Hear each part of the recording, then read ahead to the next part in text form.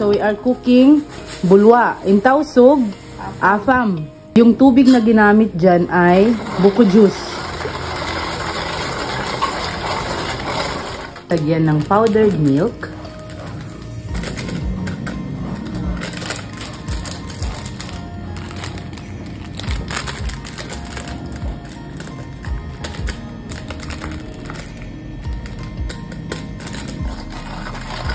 Ang laman yan, buko juice, brown sugar at saka powdered milk.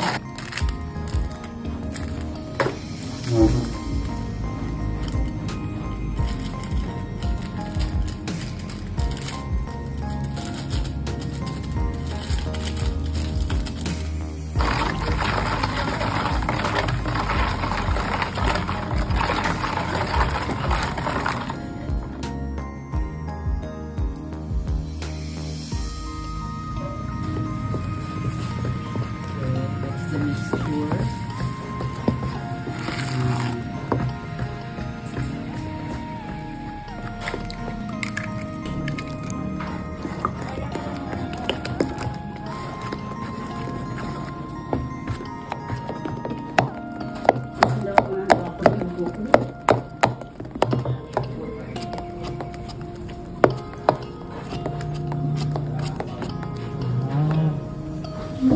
Yung ating nyug na manguda ay ihahalo natin sa mixture kanina.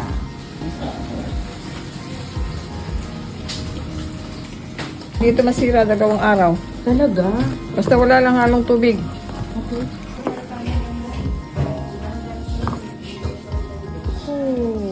Okay, painit lang tayo ng konting-konting mantika. Apoy natin ay maliit lang din.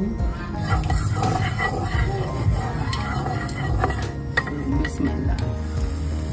Wow. Look at that texture.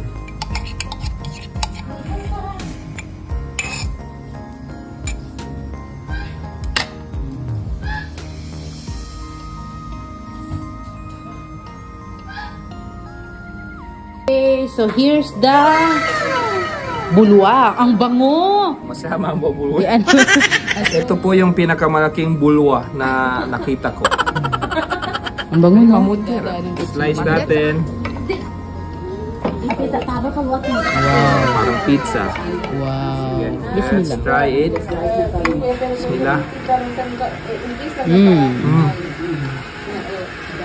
Oh, init. Sarap. Ang sarap. Timpla ng kape. Gawa tayong ganyan. No. So, nakuha mo ng Yeah. recipe. Yeah. So, ito hindi siya lutong misis, no? Pinaluto ni Mrs. Pinaluto ni misis.